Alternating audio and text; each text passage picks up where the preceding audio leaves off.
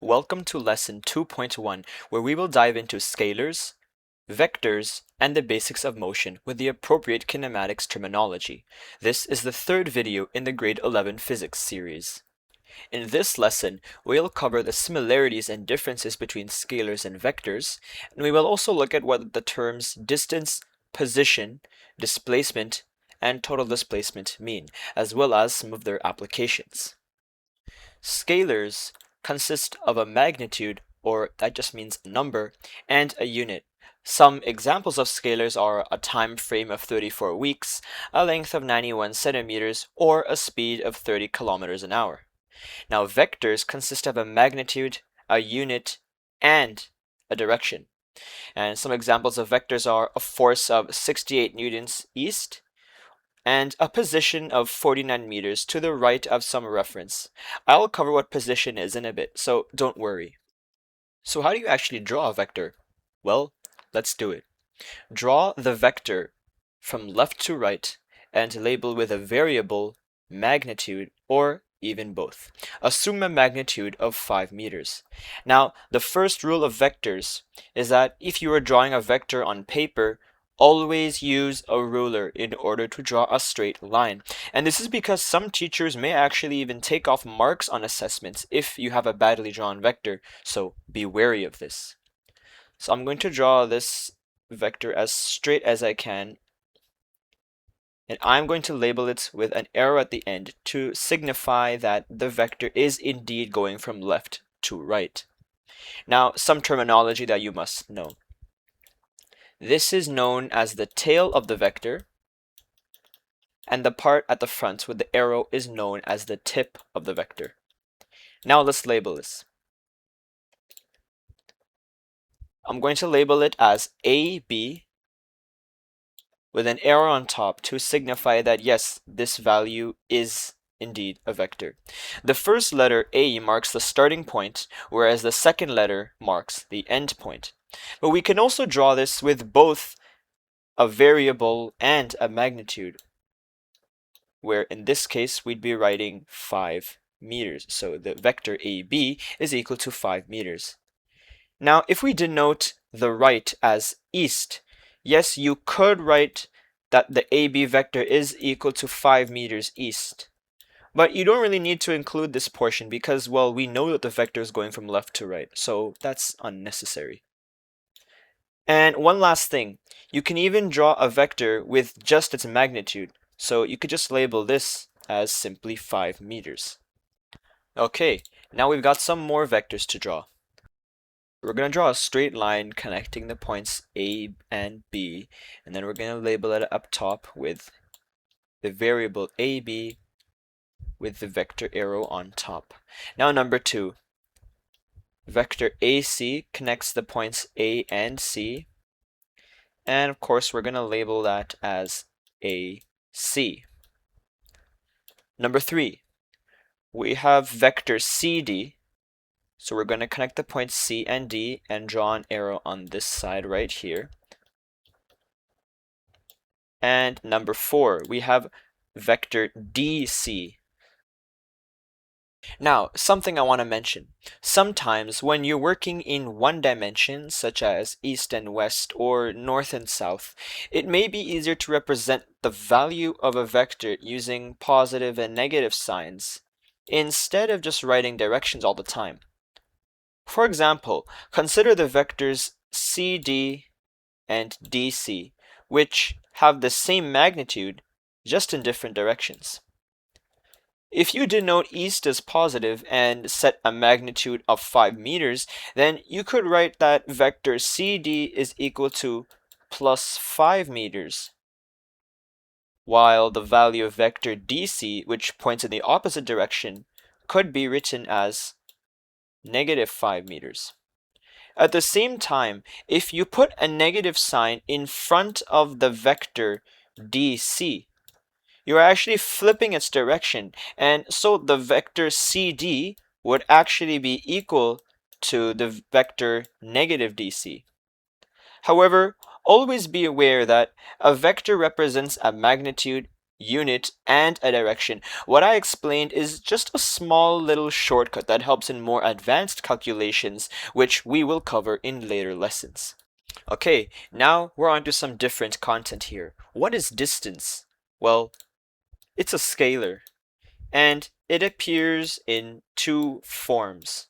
In one way, it can represent the space between an object and a point, such as the side length of this hexagon here. This is represented by the variable d.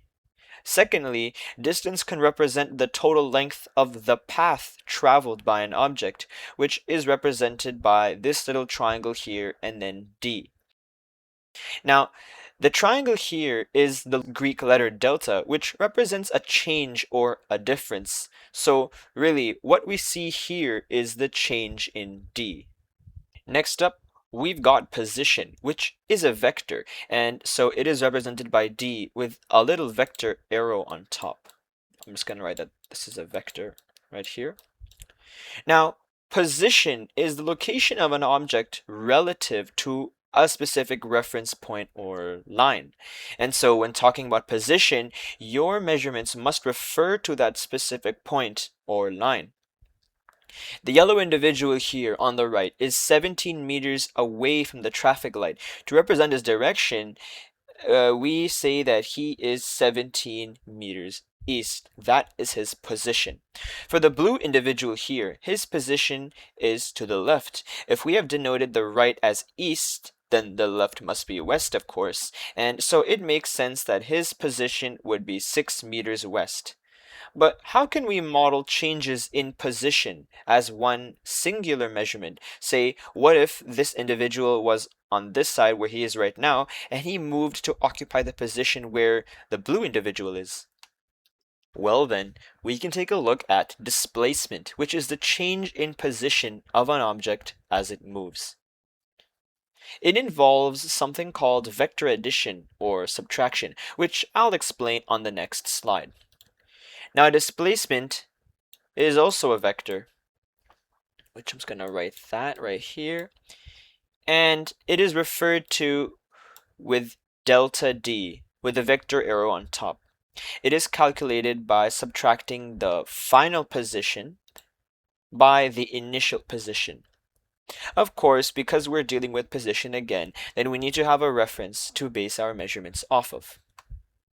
Let's now calculate the displacement of the red individual. He begins at an initial position of 6 meters east and ends at a position of 12 meters west at his car. So first, we're going to write that the displacement is equal to the final position minus the initial position. So the displacement is equal to 12 meters west minus 6 meters east.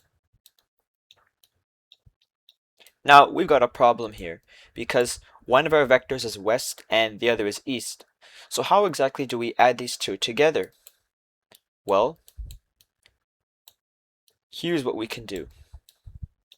Just going to write this out. Now, the opposite of east is west, right? And so we can say that east is equal to negative west. And so we have 12 meters west minus 6 meters negative west. And because what we have here is two negative signs, we can turn them into a positive sign. So what we have now is that the displacement is equal to 12 meters west plus 6 meters west.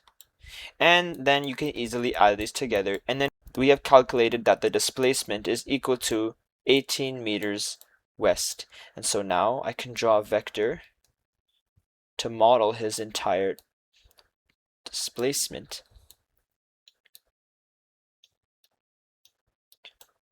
And this is equal to 18 meters west. Wonderful.